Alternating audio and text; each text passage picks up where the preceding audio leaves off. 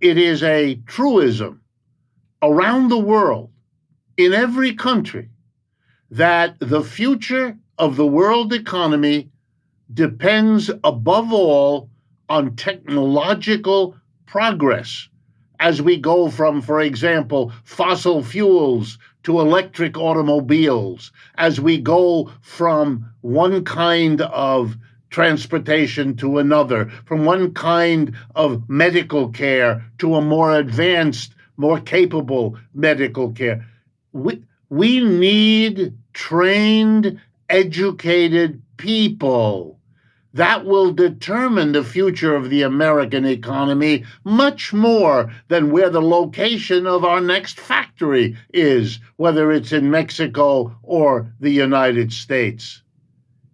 It is silly to be focused, for example, on moving factories, a difficult, risky, long-term project, while we get rid of our educational institutions. And make no mistake, what you're watching on the federal level is similar to what is happening in many of the states of the United States.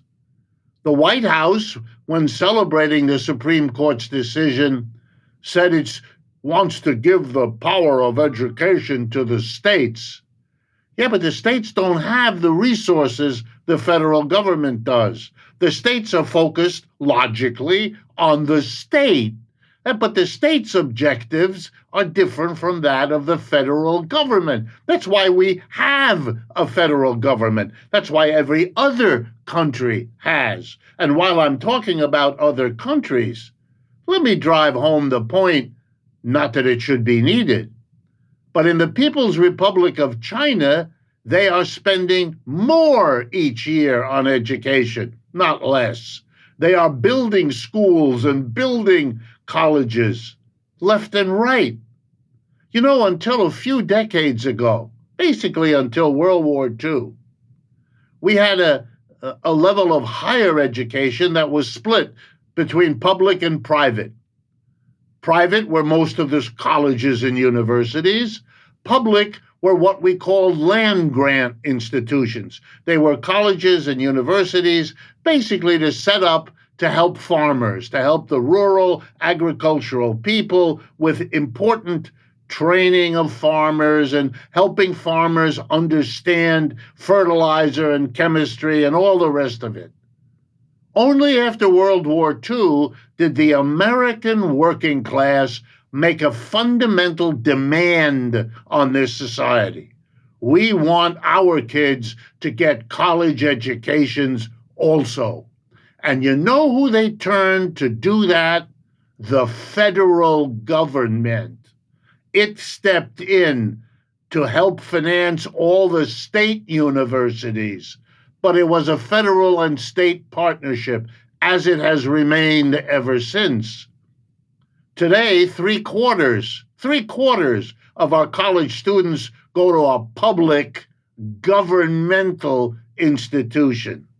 If you pull away the federal government's role, you leave it to the states, they're not going to be able to sustain it, and it means you're diminishing your commitment to education. Why in the world? What crazy logic would make you do that at this juncture in this country's history? It's because you don't want to spend the money.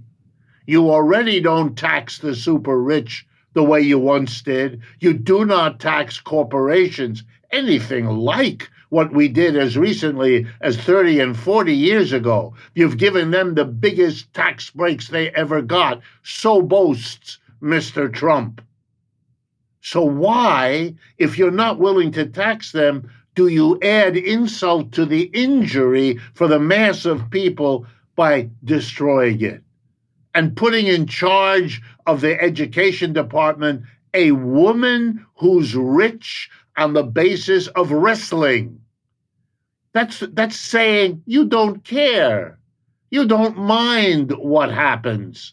You don't want any agency of the government to be committed to adjusting and developing and improving education. It's not going to happen by itself, and it's not going to happen if you insult the entire educational community, teachers, students, parents, by this disrespectful slashing of a budget.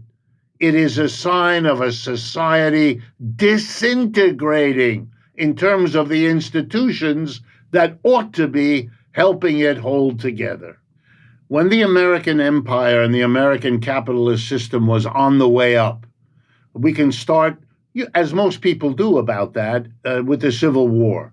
It was at that period, the middle of the 19th century, that it was understood that in order to sustain the upward growth that everyone wanted to see, especially when the Civil War was over, you needed to educate people. So we had a big fight in the United States to create the public school system, right? That's what we did. And conservatives were against it.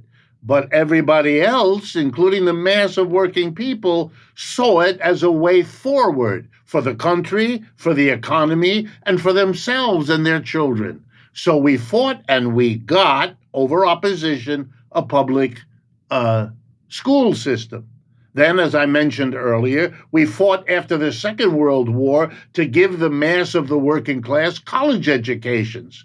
And since they were unaffordable in the private schools, we had to create the state university and the state college and the community college systems. That is where most college students now get the overwhelming majority of Americans get their education. The government was crucial in these two breakthroughs. So what in the world do you conclude that we're now at a point where we're not expanding educational opportunities, expanding our commitment to education, which served us so well for the last century and a half? We're cutting it? We're getting rid of it? What? What kind of social nutsiness are we talking about here? This is not consistent with our own experience.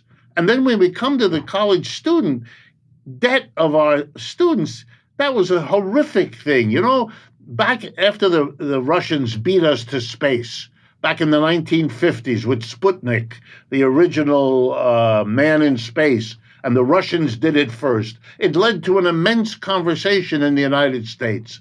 And the 50s and 60s were times of rapid economic growth of the American economy. Much better, much more rapid than now.